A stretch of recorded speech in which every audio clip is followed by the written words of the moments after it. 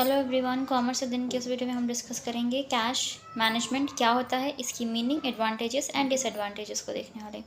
Video के साथ इन तक बने रहिएगा ताकि हर एक पॉइंट आपको अच्छे से क्लियर हो जाए।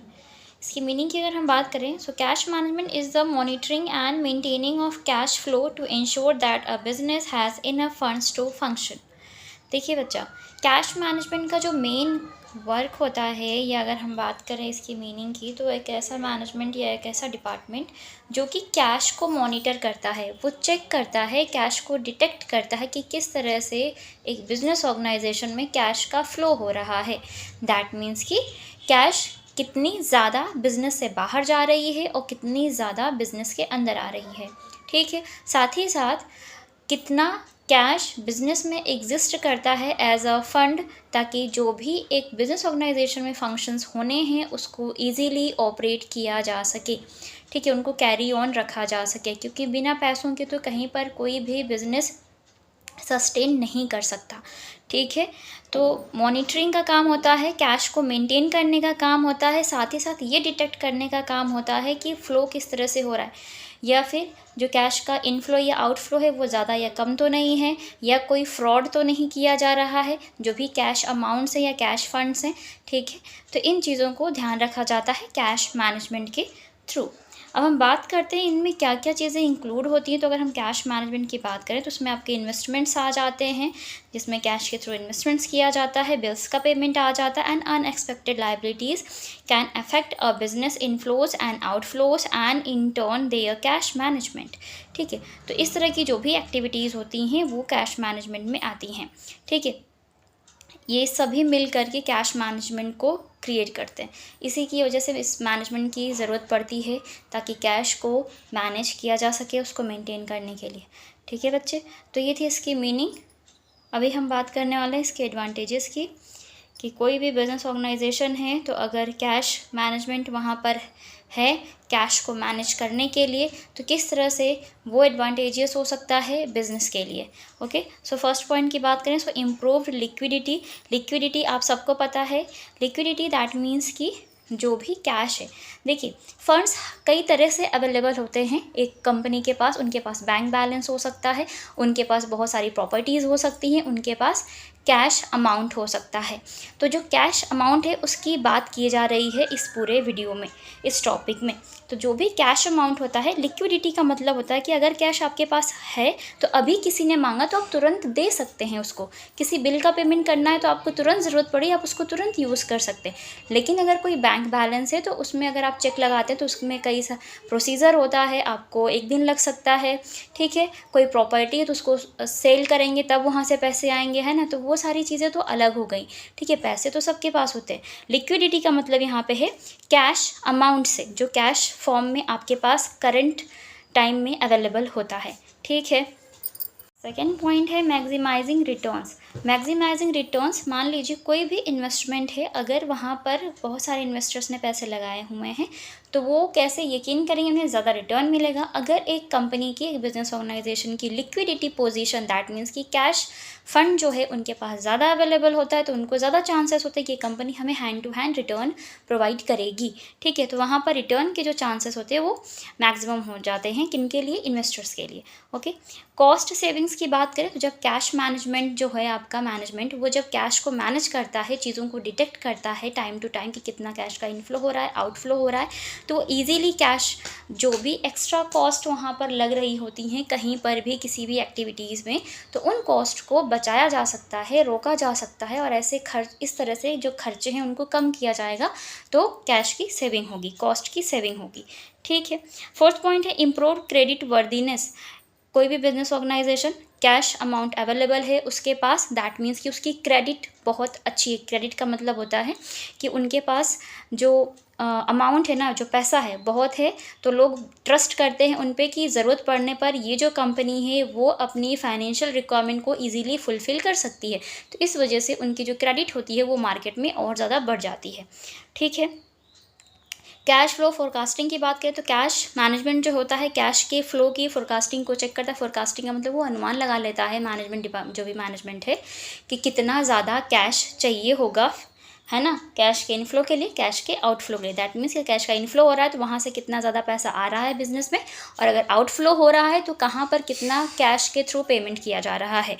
ठीक है, इसको ईजीली वो क्या कर पाएगी, फोरकास्ट कर पाएगी, एस्टिमेट कर पाएगी। ठीक है। डिक्रीज़ लेबर कॉस्ट, अगर किसी लेबर एक्टिविटीज़ पे ज़्यादा कॉस्ट आ रही है, ज़्यादा खर्चा आ रहा है तो उसको कम किया जाएगा कैश मैनेजमेंट के थ्रू। डिटेक्ट फ्रॉड, अब फ्रॉड भी बहुत ज़्यादा होता है अगर कैश की बात करें तो। ठीक है, लोग कैश चोरी हो जाता है, इधर से उधर हो जाता है, वो गलत तरीके से उसमें रिकॉर्ड मेंटेन कर देते हैं तो क्या होता है, प्रॉब्लम होती है। लेकिन अगर कैश को मैनेज करने के लिए एक मैनेजमेंट होता है तो वो इजीली उन फ्रॉड्स को पकड़ सकते हैं। ठीक है।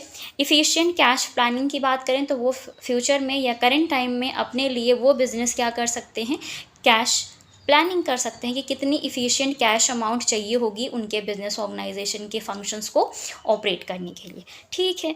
फिर है better access to cash and data. अब यहाँ पर अगर कैश मैनेजमेंट है तो यहाँ पर जो भी कैश का रिकॉर्ड होता है उसको रखा जाता है, तो यहाँ पे एक ये सुविधा मिल जाती है मैनेजमेंट के थ्रू कि एक फास्टर एक्सेस होता है कैश को जानने का, कैश के बारे में जानने, कहाँ से कितना इनफ्लो हुआ, कहाँ से कितना आउटफ्लो हो रहा है, और उसके कि उनके पास पूरा डेटा अवेलेबल होता है, उस तो कैश के डेटा को ईजिली चेक कर पाते हैं। ठीक है। बेटर कैश विजिबिलिटी की बात करें तो हाँ, कैश की विजिबिलिटी होती है यहाँ पर, क्योंकि हर चीज़ को रिकॉर्ड किया जाता है।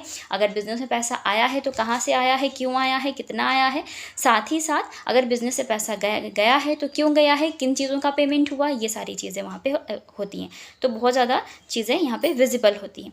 Leeds to better financing options की बात करें तो यहाँ पर क्या कर सकते हैं, जो कितने भी फाइनेंसिंग ऑप्शंस क्यों ना हो आपके पास, लाइक आपके पास बैंक बैलेंस है, लाइक आपके पास प्रॉपर्टीज़ है, शेयर्स हैं आपके पास, है ना, डिबेंचर्स है, ये तो है ही, लेकिन जो कैश होता है ये उन सभी में आगे है।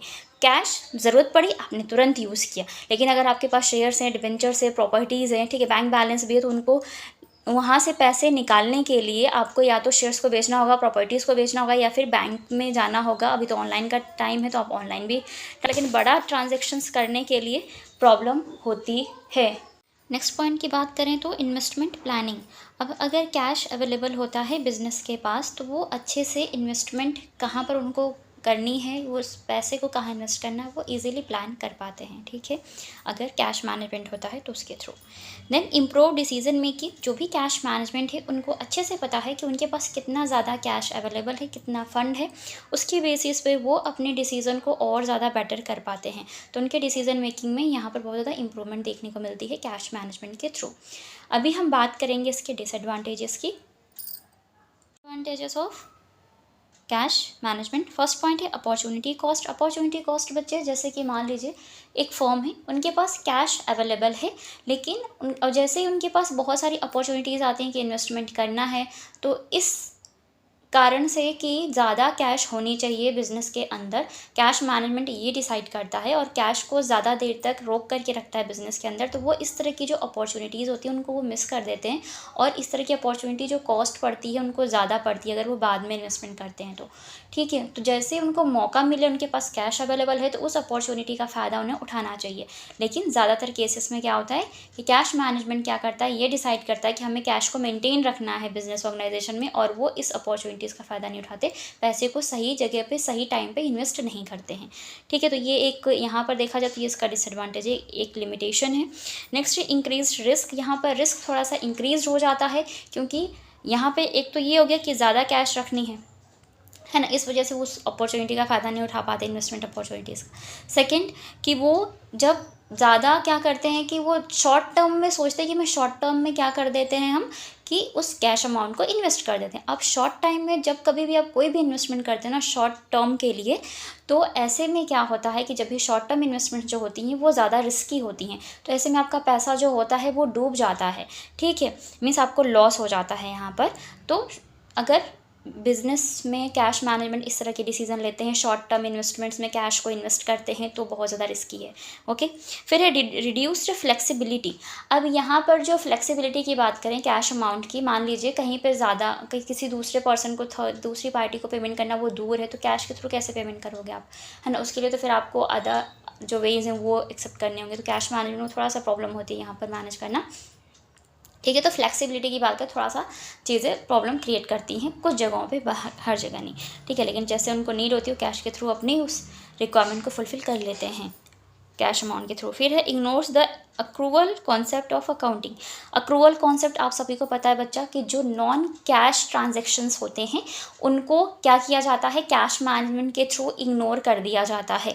क्योंकि ट्रांजैक्शंस तो कई टाइप्स के होते हैं ना, एक नॉन ट्रांजैक्शन होता है, नॉन कैश ट्रांजैक्शन होते हैं, एक कैश ट्रांजैक्शन होते हैं। तो यहाँ पर कैश ट्रांजैक्शंस को तो रिकॉर्ड करता है कैश मैनेजमेंट, लेकिन जो नॉन कैश ट्रांजैक्शंस होते हैं उनको यहाँ पे इग्नोर कर देते हैं। तो यहाँ पर जो अक्रूवल कॉन्सेप्ट है अकाउंटिंग का वो क्या हो जाता है, इग्नोर हो जाता है, ठीक है। उसको यहाँ पर उसका पालन नहीं किया जाता।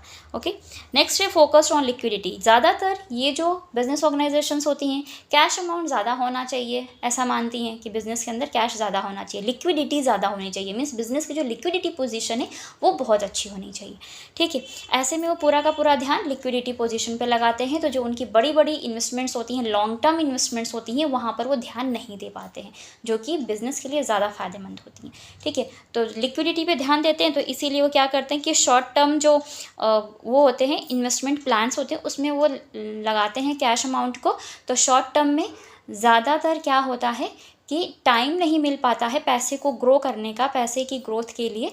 तो ऐसे में जो प्रॉफिट होता है वो कंपनी को कम होता है या फिर होता ही नहीं है, ठीक है। लेकिन अगर लॉन्ग टर्म मीन्स लंबे टाइम के लिए उस पैसे को इन्वेस्ट करते हैं वो, तो वहाँ से उन्हें ज़्यादा रिटर्न मिलता है, वो इन्वेस्टमेंट ज़्यादा बेनिफिशियल होती है किसी भी बिजनेस ऑर्गेनाइजेशन के लिए। यकीन करती हूँ इस वीडियो में आपको कैश मैनेजमेंट क्या है, साथ ही साथ उसके एडवांटेजेस और डिसएडवांटेजेस अच्छे से क्लियर हो गए होंगे। वीडियो अच्छी लगी हो तो लाइक ज़रूर कीजिएगा, फ्रेंड्स के साथ शेयर करें। चैनल पर आप हमारे नए विजिटर हैं तो चैनल को सब्सक्राइब कर लें, साथ ही साथ बेल आइकन को प्रेस कर लीजिएगा ताकि आने वाली वीडियोज़ की नोटिफिकेशन आपको बिल्कुल टाइम पर मिलती रहे। आज की वीडियो में इतना ही, मिलते हैं नेक्स्ट वीडियो में, तब तक के लिए take care and thank you so much for watching this video.